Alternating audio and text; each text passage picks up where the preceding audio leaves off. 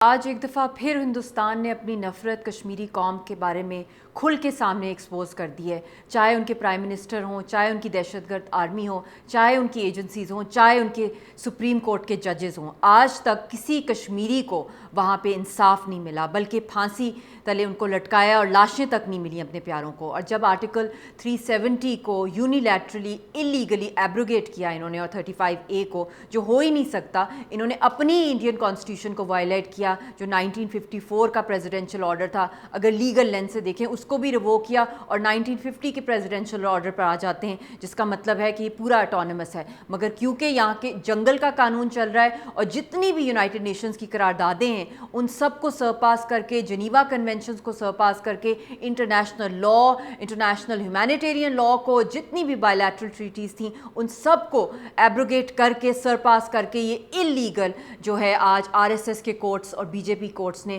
کھل کے ایکسپوز کر دیا ہے کہ یہ جوڈیشل ٹیررزم کر رہے ہیں، اور یہ ایک ٹیررسٹ کا سپورٹر